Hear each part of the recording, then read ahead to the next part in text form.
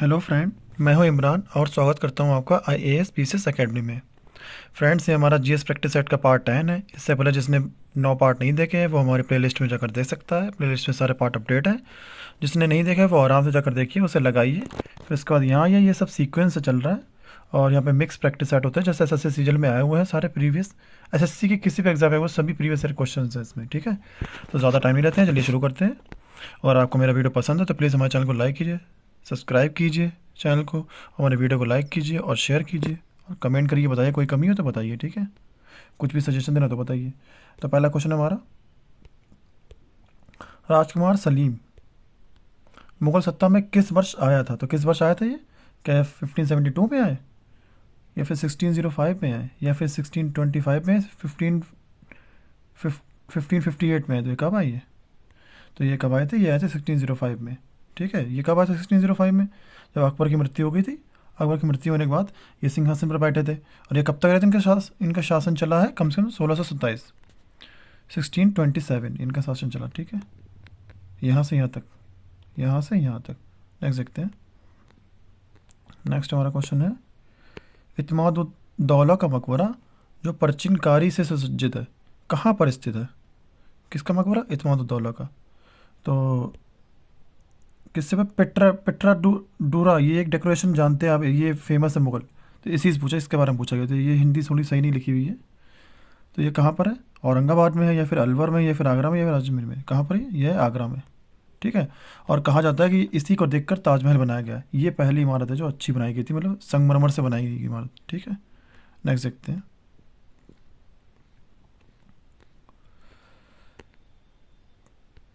को वास्तुशिल्प का राजा कहा गया क्योंकि इनके शासनकाल में विश्व मुगल साम्राज्य की कला एवं संस्कृति के अद्वितीय विकास का गवाह बना।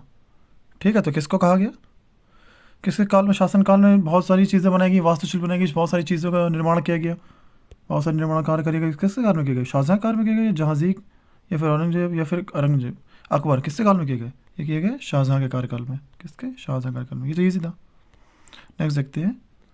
नेक्स्ट क्वेश्चन है हमारा, दिल्ली में लाल किला और जामा मस्जिद के शासनकाल दौरान वास्तुकला की विशाल उपलब्धियों के रूप में देखा जाता है। मतलब दिल्ली में जो लाल किला है और जामा मस्जिद है, इनके शासनकाल के दौरान बनाए गए और ये बहुत बड़ी उपलब्धियां हैं वास्तुकला की।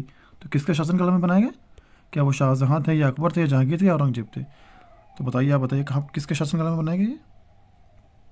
ये बनाया गया है शाहजहाँ के शासनकाल में। ठीक है, और जो आगरा का लाल किला है वो अकबर ने बनवाया है, जबकि आगरा में ताजमहल है वो शाहजहाँ ने बनवाया है। तो यही कन्फ्यूजन हो जाती है, लोग भूल जाते हैं और लोग कहीं अकबर मारे जाते हैं, कहीं शाहजहाँ मारे जाते हैं। तो याद रखिए, दिल्ली में जो बनवाया वो शाहजहाँ ने बनवाया लाल किला, जो आगरा में बनवाया वो अकबर ने बनवाया।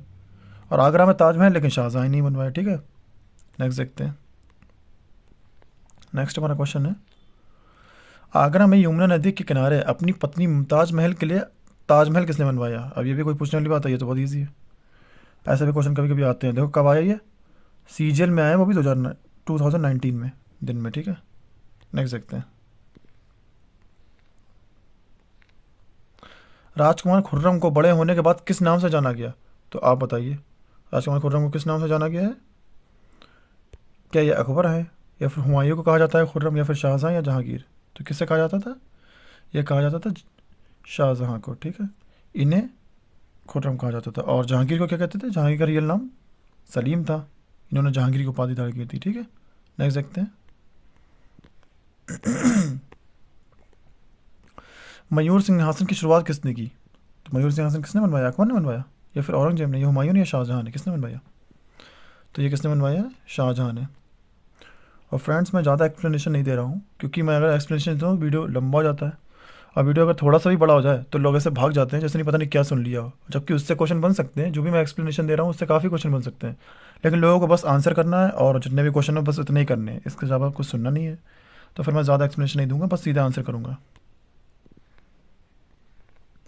नेक्स्ट देखते हैं, निम्न में से किसे शाहजहाँ के द्वारा सुल्तान बुलंद इकबाल की उपाधि दी गई थी? तो किसे दी गई थी? शाहजहाँ के द्वारा, यानी कि इनमें से शाहजहाँ के बेटे की बात हो रही है। तो शुजा भी बेटा था, मुराद भी बेटा, दारा भी था, औरंगजेब भी था। औरंगजेब को तो नहीं देंगे क्योंकि औरंगजेब काफ़ी कट्टर टाइप के थे। और शुजा, या फिर मुराद, या फिर दारा? तो किसे दी गई थी? दारा शिकोह काफ़ी सहिष्णु था, इसने काफ़ी कुछ करवाया, लेकिन औरंगजेब से इसके युद्ध में हार हुई। 3 युद्ध में, तीनों युद्ध में ये हारा और फिर औरंगजेब बैठ गया। ठीक है, उत्तराधिकार युद्ध के लिए लड़ाई हुई थी। नेक्स्ट देखते हैं। क्षेत्रफल के मामले में मुगल साम्राज्य के शासनकाल में अपनी चरम सीमा पर पहुंचा, यानी कि इसके शासनकाल में मुगल साम्राज्य अपनी चरम सीमा पर पहुंच गया। सबसे ज़्यादा क्षेत्रफल इसने कैप्चर कर रखा था, यानी कि सबसे ज़्यादा एरिया में मुगल साम्राज्य था। तो कौन था वो? जहांगीर था या औरंगजेब था या शाहजहाँ या अकबर? अकबर था। अकबर ने काफ़ी कुछ कैप्चर कर रखा था, मतलब काफ़ी सारा भारत इसने कैप्चर कर लिया था, लेकिन इससे ज़्यादा किसने किया था? औरंगजेब ने किया था। और इसका शासनकाल भी अकबर के बराबर ही है, लगभग 50 साल का है। ठीक है, इसका शासनकाल भी लगभग 50 साल का है। ये कब बैठा था? ये बैठा था 1658 में। ये 1658 में गद्दी बैठा था औरंगजेब। और ये कब मरा है? 1707 में। ठीक है, तब से ख़त्म हो जाके। नेक्स्ट देखते हैं। नेक्स्ट हमारा वीडियो क्वेश्चन है, मुगल बादशाह ने आलमगीर की उपाधि धारण की। तो किसने आलमगीर की उपाधि धारण की? ये की थी, क्या अकबर ने की थी ये, या फिर शाहजहाँ ने, या फिर औरंगजेब ने की थी, या फिर जहांगीर ने की थी? तो ये किसने की थी? ये औरंगजेब ने की थी। और इसी को क्या कहते हैं? इसी को जिंदा पीर, जिंदा पीर भी कहते हैं, जिंदा पीर की उपाधि। ठीक है, ये भी याद रखिएगा, पूछ सकते हैं। नेक्स्ट, मुगल साम्राज्य अपने अधिकतम विस्तार के नेतृत्व में पहुंचा। फिर से वही पूछा गया, अधिकतम विस्तार कब हुआ था? तो किसके शासनकाल में हुआ था? यह भी करा है, औरंगजेब के टाइम पे। ठीक है, नेक्स्ट, दिल्ली की मोती मस्जिद किस मुगल शासक ने बनवाई, मतलब इसका निर्माण किसने करवाया? दिल्ली की मोती मस्जिद। अब दिल्ली के लाल किला, और दिल्ली के लाल किला को पता, शाहजहाँ ने बनवाया। अब दिल्ली की मोती मस्जिद किसने बनवाई, ये कंफ्यूजिंग है। अकबर ने बनवाई क्या? ये हुमायूं ने, औरंगजेब ने? तो ये किसने बनवाई? ये औरंगजेब ने बनवाई, याद रखिएगा, ये औरंगजेब ने बनवाई। ठीक है, नेक्स्ट,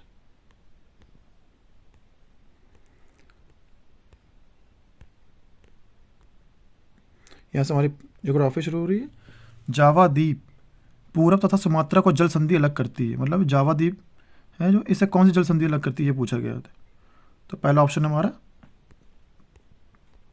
सुंडा गर्त, यानी कि सुंडा, या फिर युकाटन, या फिर मलक्का, या फिर कुक।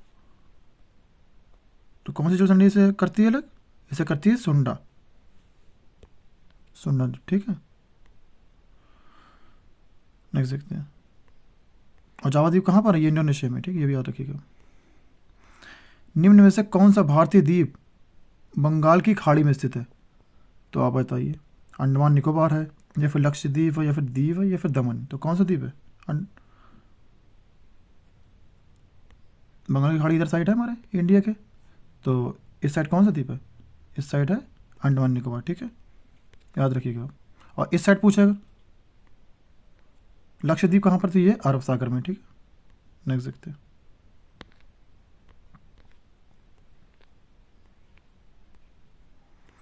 निम्न में कौन एक जापानी शब्द है जिसका अर्थ होता है हार्बर वेव? मतलब ये एक जापानी शब्द है, इसका अर्थ क्या है, ये पूछा गया।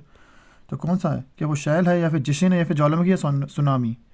तो किस जापानी शब्द इनमें से कौन सा है? आपने सुना होगा टिसुनामी, यानी कि इसे सुनामी टी को प्रोनाउंस नहीं करते, सुनामी बोलते हैं। ये जापानी शब्द है। इसे क्या, इसका क्या मीन है? इसका मीन है हार्बर वेव। ठीक है, नहीं, काफ़ी ऊँची ऊँची लहरें उठती हैं, वही बात हो रही है, हार्बर वेव।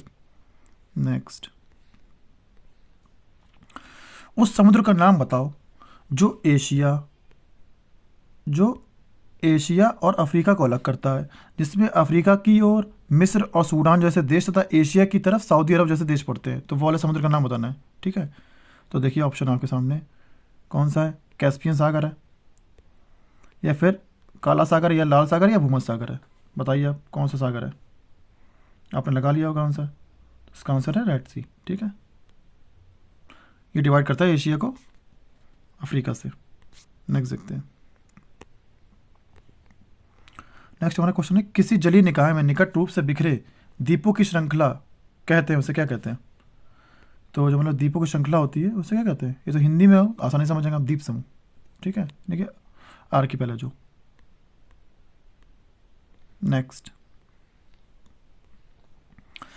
प्लेट विवर्तनकी के संबंध में निम्न में से कौन सा कथन सही नहीं है? इनमें से कौन सा कथन जो सही नहीं है? पढ़िए कथन आप।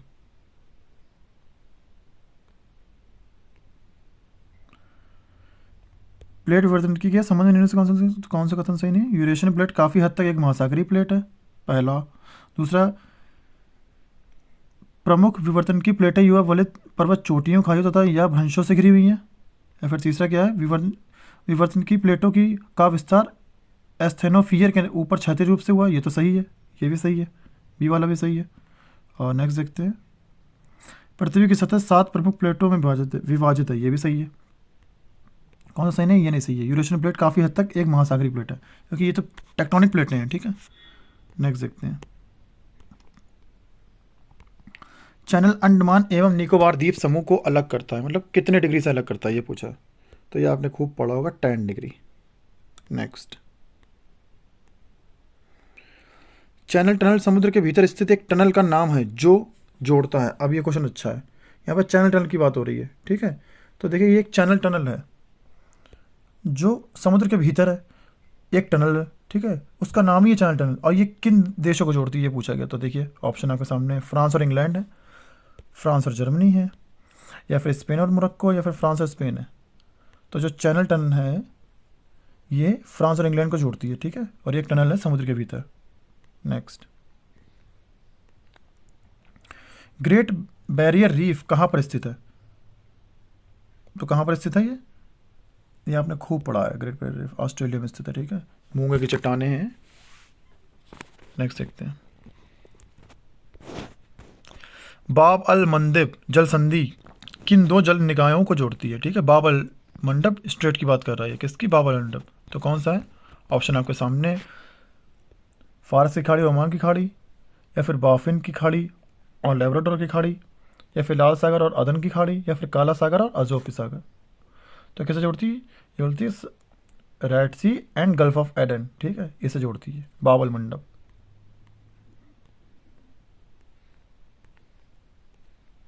इसे आंसुओं का द्वार भी बोलते हैं, ये भी याद है आपको। निम्न में से कौन सी एक ठंडी महासागरीय धारा है? तो ठंडी महासागरीय धारा आपको बतानी है कौन सी है। बढ़िया, बताइए कौन सी होगी। तो पहला ऑप्शन है हमारा गल्फ स्ट्रीम, दूसरा है अगुल हाथ धारा, दूसरा लेब्राडोर, दूसरा अलास्का। तो कौन सी धारा है? ये धारा है लेब्राडोर। ये धारा जो हमारी ठंडी जल धारा है। ठीक है, और ये कहाँ है? ये अटलांटिक महासागर में। ठीक है, नॉर्थ अटलांटिक महासागर। नेक्स्ट देखते हैं,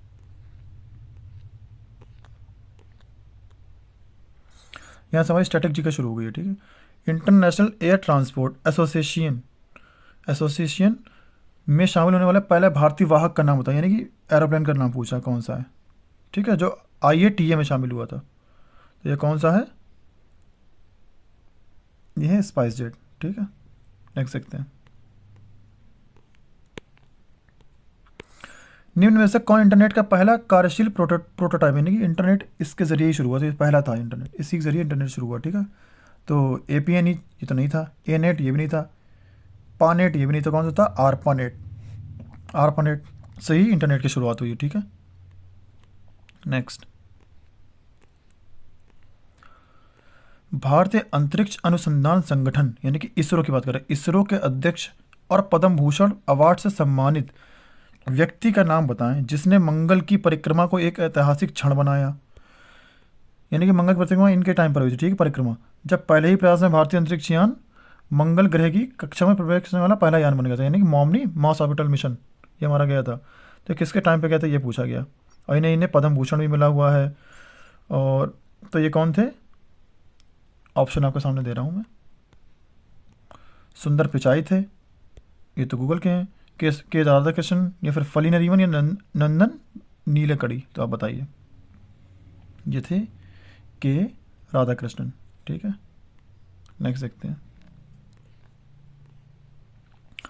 भारत में किसी राज्य उच्च न्यायालय की पहली महिला मुख्य न्यायाधीश कौन थी? ये कल भी आया था क्वेश्चन, मतलब किसी भी स्टेट हाई कोर्ट की चीफ जस्टिस फीमेल में कौन थी, फर्स्ट फीमेल?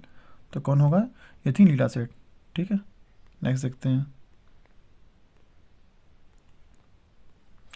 मार्च 2019 में निम्न में से किसे भारत का पहला लोकपाल नियुक्त किया गया था? तो किसे नियुक्त किया गया? देखिए पढ़िए, जस्टिस AK सीरी, जस्टिस NV रमन्ना, या फिर जस्टिस पिनाकी चंद्र घोष, या फिर जस्टिस SA बोबड़े। तो कौन थे? PC घोष, यानी कि पिनाकी चंद्र घोष। ठीक है, ये हमारे पहले लोकपाल थे। नेक्स्ट, भारतीय वायुसेना IAF के फ्लाइंग ऑफिसर रूस निर्मित मिग 21 फाइटर में अपनी पहली एकल उड़ान भरने वाली पहली भारतीय महिला बनकर जहाज रच दिया। मतलब इन्होंने मिग 21 फाइटर प्लेन उड़ाया और ये पहली फीमेल थी इंडियन। तो ये कौन थी? ऑप्शन आपके सामने है। भावना कांत थी, या फिर अंजलि गुप्ता थी, या फिर मोहना सिंह थी, या फिर अवनी चतुर्वेदी थी। कौन थी ये थी अवनी चतुर्वेदी। ठीक है, नेक्स्ट देखते हैं। निम्न में से कौन प्रतिष्ठित पुलित्जर का पहला भारतीय मूल प्राप्त करता था? यानी कि सबसे पहले पुलित्जर प्राइज किसे मिला था? किसे मिला था ये?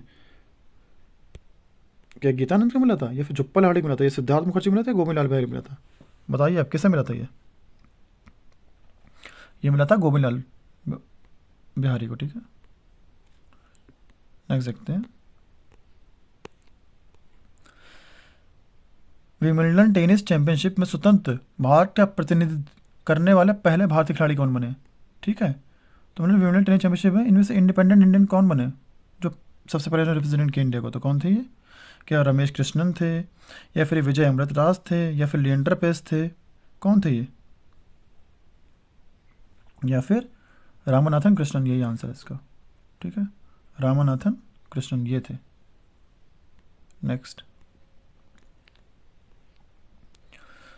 2014 में इंटरनेशनल शूटिंग स्पोर्ट्स फेडरेशन द्वारा विश्व रैंकिंग में नंबर 1 पर पहुंचने वाली भारत की पहली महिला निशानेबाज कौन थी? अब देखिए, ये क्वेश्चन आया 2019 में। ठीक है, अब बात हो रही है 2014 की। अब लोग कहेंगे करंट अफेयर पूछी गई, वो भी 2014 की, 2019 में, 5 साल पुरानी। अब ये बताइए, 5 साल पुरानी करंट अफेयर पूछ सकते हैं क्या? तो आप करंट अफेयर और स्टैटिक जीके में फ़र्क समझिए। करंट अफेयर जो होती है वो मिनिमम 6 महीने की पूछी जा सकती है, या फिर ज़्यादा से ज़्यादा मैक्सिमम एक साल की। इससे ज़्यादा अगर कभी भी आपको लगे कि 1 साल से ज़्यादा की आ रही है, 1 साल से पुरानी रहती है, वो करंट अफेयर में नहीं काउंट होती, वो स्टैटिक जीके में काउंट होती है। तो आप ये समझ लीजिए, ये जो क्वेश्चन है ये स्टैटिक जीके में काउंट होगा। तो 1 साल से पीछे की जितनी भी करंट अफेयर अगर आपसे आ रही है वो स्टैटिक जीके बन गई है सब। और अगर 1 साल के अंदर की आ रही है तो समझ लीजिए वो करंट अफेयर है। तो आप ये फ़र्क समझिए दोनों में। ठीक है, तो इसका पहला ऑप्शन है हिना सिद्धू, या फिर अंजलि भागवत, या फिर श्रेयसी सिंह, या फिर अनीशा सैयद। तो कौन है ये? हिना सिद्धू हुई, जो 2001 में फर्स्ट नंबर पर पहुंच गई थी। ठीक है, शूटिंग में। नेक्स्ट देखते हैं। सामुदायिक नेतृत्व में उनके योगदान के लिए रेमन मैग्सेसे पुरस्कार प्राप्त करने वाले पहले भारतीय कौन थे? तो कौन थे ये पहले भारतीय? क्या ये बाबा आमटे थे, या फिर आचार्य विनोबा भावे, या फिर वर्गीज कुरियन, या फिर अरविंद केजरीवाल? तो कौन थे ये? इन्हें सबसे पहले रेमन मैग्सेसे पुरस्कार मिला था। तो ये कौन थे? विनोबा भावे आचार्य। ठीक है, पहले भारतीय थे। ठीक, नेक्स्ट देखते हैं। केरल के पहले मुख्यमंत्री निम्न में से कौन थे? अब देखिए, केरल के पहले सीएम पूछ दिए गए, तो ये कौन थे? EMS नंबू दिरपाट। ठीक, कुछ भी पूछ सकते हैं आप, अच्छे से पढ़िए हर चीज़। स्टैटिक जीके तो स्टैटिक जीके ही है, कहीं से पूछ सकते हैं। चीन गणराज्य के पहले राष्ट्रपति निम्न में से कौन थे? अब चीन के राष्ट्रपति पूछ देंगे, जो भी पहले राष्ट्रपति थे चीन, ठीक है, रिपब्लिक ऑफ चाइना के, तो कौन थे? हू जुनताओ थे क्या, या फिर यांग संकुकन, या फिर ली शियानियन, या फिर युआन शिकाई? कौन थे? ये थे युआन शिकाई। ठीक है, नेक्स्ट देखते हैं। भारत के पहले मुख्य चुनाव आयुक्त यानी कि भारत के फर्स्ट चीफ इलेक्शन कमिश्नर के बारे में बात करी, कौन थे ये? तो कौन थे ये? सुकुमार सेन थे, या फिर TN शेषन थे, या फिर सुनील अरोड़ा था, या फिर MS गिल थे? पहले पूछे तो ये कौन थे? सुकुमार सेन। ठीक है, नेक्स्ट।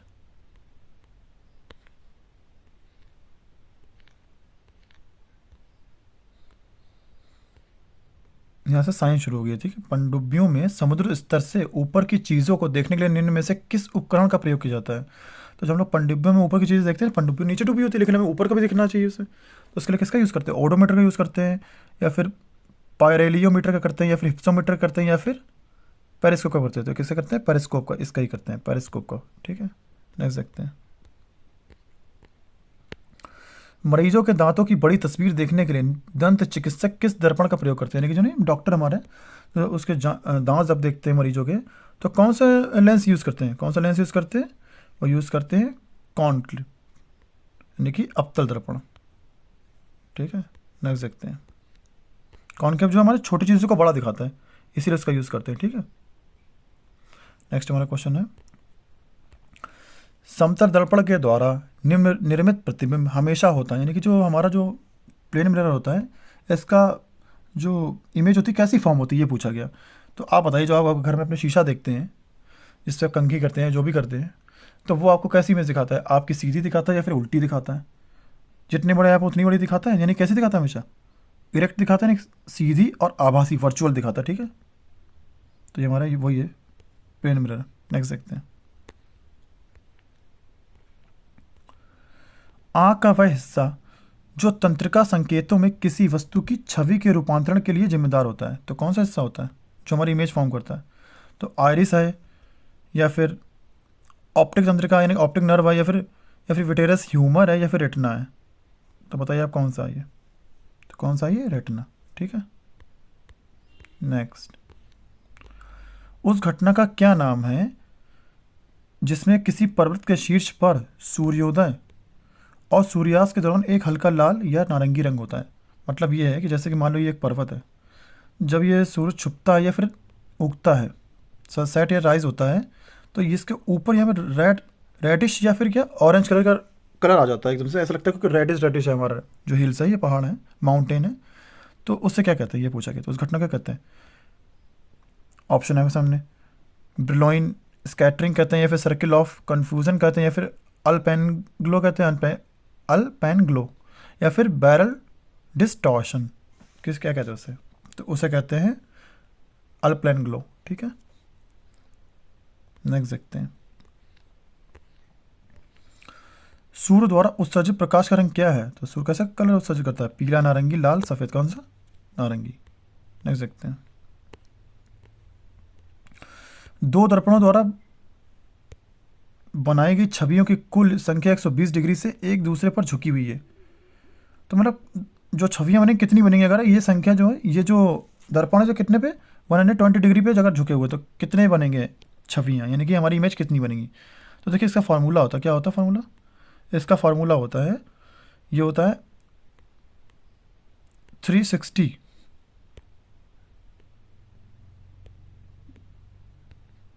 डिग्री अपॉन थीटा -1, ये इसका फार्मूला होता है। तो इससे आप निकालिए कैसे निकलेंगे, नंबर कितने निकलेंगे? 360 दे रखा है, ये फार्मूले में होता है, और हमारे डिग्री थीटा कितना दे रखा है? थीटा दे रखा है हमारा 120, तो 120 कर देंगे, ठीक है। इससे ये कट कर देंगे, कितनी बार हो जाएगा? 3 बार में जाएगा, और साथ में -1 भी होता है, तो 3 में -1 कितना हो जाएगा? 2, यानी कि कितनी इमेज फाइंड होंगी? 2 इमेज फाइंड होंगी, ठीक है। नेक्स्ट देखते हैं। निम्न में से इसका अपवर्तनांक ग्राउंड ग्लास के सबसे निकट है, किसका? इसके लिए आपको क्या रिफ्लेक्टिव इंडेक्स बताना चाहिए। अगर ये सबका आपको पता तब पता चल जाएगा हाँ ग्राउंड ग्लास से कितना होता है। इसका क्या आंसर होगा? इसका आंसर होगा कनाडा बाल्सम, ठीक है। तो आपको रिफ्लेक्टिव इंडेक्स याद करने देना, अच्छे से याद कर लीजिएगा, ठीक है। सबका आपको क्या याद कर लेना है? अपवर्तनांक याद कर लेना है, ज़्यादा नहीं, 10-12 चीज़ें होती हैं उनका, हीरे का, पानी का, इन सबको याद कर लीजिएगा। एक माध्यम से दूसरे माध्यम में जाने पर मूल पथ से प्रकाश के विचलन की घटना क्या कहलाती है? मतलब एक माध्यम से जब हम लोग दूसरे माध्यम में जाते हैं, दूसरे माध्यम में जाते हैं, तब प्रकाश से कुछ विचलन हो जाता है, तो उस घटना क्या कहते हैं? क्या कहते हैं? बाधा कहते हैं, या फिर परावर्तन कहते हैं, या फिर विवर्तन कहते हैं, फिर अपवर्तन कहते हैं? क्या कहते हैं उससे? बताइए अब। उससे कहते हैं रिफ्रैक्शन, ठीक है। हमारा प्रकाश ऐसा चल रहा होता है, तो कोई चीज़ आती तो उसके सामने ऐसे तिरछा हो जाता थोड़ा, उसी कहते हैं रिफ्रैक्शन, ठीक है। दूसरे माध्यम में पहुंचता है जब।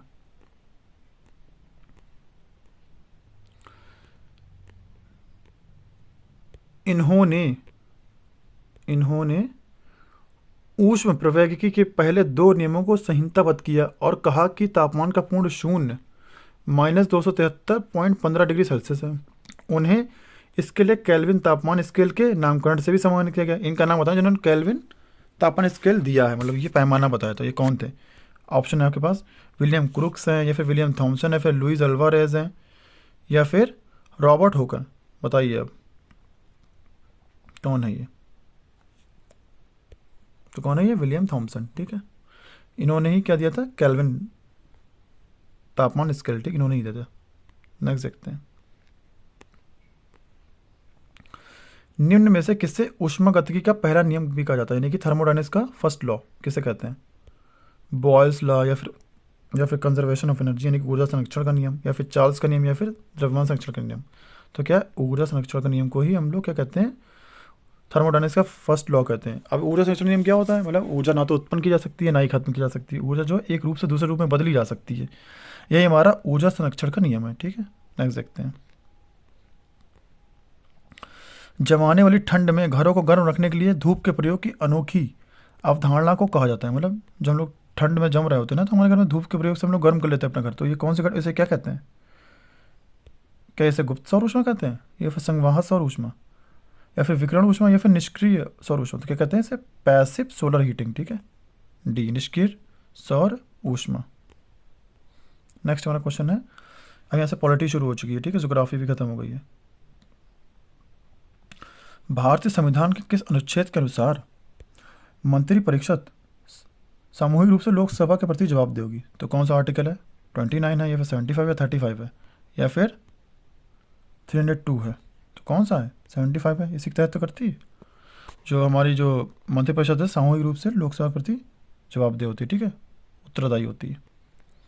नेक्स्ट क्वेश्चन क्या है, भारत के संविधान का कौन सा अनुच्छेद कहता है कि भारत की सीमा में आने वाले सभी प्राधिकरण, दीवानी तथा न्यायिक सर्वोच्च न्यायालय की सहायता में कार्य करेंगे? मतलब जितने भी न्यायालय हैं ये सब सुप्रीम कोर्ट के लिए उसकी हेल्प करेंगे, उसकी सहायता में कार्य करेंगे। तो ये कौन सा आर्टिकल कहता है? 137 कहता है, या फिर 121 कहता है, या फिर 144 कहता है, या फिर 157 कहता है? कौन सा कहता है? ये कहता है 144। ये आर्टिकल हमारा कहता है कि जितने भी न्यायालय हैं भारत की संविधान सीमा के अंदर, ये सब किसकी हेल्प करेंगे? सुप्रीम कोर्ट की करेंगे। और कल एक क्वेश्चन था कि जो भी सुप्रीम कोर्ट वर्डिक्ट देगा या डिसीजन लेगा, उसे सभी न्यायालय मानेंगे जो भी भारत की सीमा के अंदर होंगे। वो आर्टिकल कौन सा है? वो है आर्टिकल 41। ये भी याद रखिएगा, 141। ठीक है, नेक्स्ट देखते हैं। भारत के संविधान के अनुसार मवेशी एवं पशुपालन का विषय किसमें शामिल है? तो किसमें शामिल है? पशुपालन किसमें शामिल है? मवेशी, ये शामिल है हमारा स्टेट लिस्ट में। और परसों मैंने एक क्वेश्चन भी पूछा था कि जो हमारी कृषि है किस लिस्ट में शामिल है? तो कृषि किस लिस्ट में शामिल है? ये है हमारी स्टेट लिस्ट में, यानी कि राज्य सूची में। लोगों ने आंसर सही दिया उसका। ठीक है, नेक्स्ट देखते हैं। भारतीय संविधान के अनुच्छेद 17 का संबंध किससे है? तो आप लोग ये जानते हैं 17 में किससे बचाता है? अनटचेबिलिटी से। ठीक है, नेक्स्ट देखते हैं। भारतीय संविधान का कौन सा अनुच्छेद धर्म, नस्ल, लिंग तथा जन्म स्थान के आधार पर किए जाने वाले भेदभाव को प्रतिबंधित करता है? यानी कि हम लोग किसके? Religion, race, caste, sex and place के लिए एंड बर्थ, इसके आधार पर किसी से हम लोग भेदभाव नहीं कर सकते। ये कौन सा आर्टिकल कहता है? ये हमारा आर्टिकल कहता है आर्टिकल 15। इसके ऊपर एक मूवी भी है आयुष्मान खुराना की, बहुत अच्छी मूवी, आप देखिएगा उसे। नेक्स्ट, भारत के संविधान का भाग 8 से संबंधित है। भाग 8 हमारा किससे संबंधित है? क्या ये पंचायतों से संबंधित है, या फिर राज्यों से, या फिर नगर पालिकाओं से, या फिर यूनियन टेरिटरीज से? किससे संबंधित बताइए आप? यह है यूनियन टेरिटरीज से। ठीक है, नेक्स्ट देखते हैं। भारत के संविधान में अनुच्छेद के सम्मिलन से पिछड़ा वर्ग एनसीबीसी के लिए राष्ट्रीय आयोग का गठन किया, यानी पिछड़ा वर्ग के लिए जो आयोग बना है वो किस आर्टिकल के तहत बना है? वो किसके तहत बना है? 338 के, या फिर 328 ए, या फिर 328 बी, या फिर 338 बी, इसी के तहत 338 बी के तहत बनाया गया वो। ठीक है, भारतीय संविधान के किस अनुच्छेद के तहत आबादी के एक हिस्से में बोली जाने वाली भाषा के लिए विशेष प्रावधान है? अब आप देखिए आर्टिकल कौन से पूछ रहा है, जो हम लोग पढ़ते भी नहीं है। यानी कि अब एसएससी या फिर कोई भी एग्जाम, जो एग्जाम वनडे एग्जाम लेने वाले हैं, वो समझ गए कि हम लोग कौन सा आर्टिकल पढ़ते हैं, वो इंपॉर्टेंट पढ़ के चले जाते हैं। अब वो उसके बीच बीच से पूछ रहे हैं जो आप लोग पढ़ते नहीं हैं। ये बोल रहा है कि एक ऐसा आर्टिकल है जो किसी भी एक एरिया में जो भाषा बोली जाती है ना, उसके लिए एक विशेष दर्जा देता है। ठीक है, विशेष प्रावधान देता है। कौन सा आर्टिकल है? ये आर्टिकल है कौन सा? 347। नेक्स्ट देखते हैं। किस अनुच्छेद के तहत संसद संविधान में संशोधन कर सकती है? ये तो आपको पता ही होगा, आर्टिकल 368। इसमें संविधान संशोधन होता है, और ये किस देश से लिया गया? अफ्रीका से लिया गया है। नेक्स्ट देखते हैं। निम्न में से कौन सा अनुच्छेद सर्वोच्च न्यायालय की सहायक शक्तियों से संबंधित है? कौन से सहायक शक्तियों से? तो कौन सा आर्टिकल संबंधित है? देखते हैं ऑप्शन 140, 150, या फिर 143, या फिर 138, या फिर 140। किससे संबंधित है? तो किससे? 140 से। नेक्स्ट देखते हैं। भारत के संविधान के निम्न में से कौन सा अनुच्छेद धर्म की स्वतंत्रता का अधिकार देता है? क्या? धर्म की स्वतंत्रता का अधिकार, यानी फ्रीडम ऑफ रिलीजन। ये कौन सा आर्टिकल देते हैं हमें? क्या 14 से 18 देते हैं? नहीं, ये तो समानतक देते हैं। ना, ये स्वतंत्रता देते हैं। तो कौन सा आर्टिकल है ये? धार्मिक स्वतंत्रता, 25 से 28। ठीक है, नेक्स्ट देखते हैं। भारत के संविधान में वह कौन सा अनुच्छेद है जिसमें भारत के नियंत्रक और महालेखक पूछे गए, मतलब परीक्षक हैं? तो कैग के बारे में बात हो रही। कैग किस में है? कैग है 148 में। ठीक है, नेक्स्ट। तो फ्रेंड्स, हमारा ये कंप्लीट हो गया है वीडियो, और अगर आपको पसंद है तो प्लीज़ हमारे वीडियो को लाइक कीजिए, कमेंट कीजिए, सब्सक्राइब कीजिए। ठीक है, धन्यवाद।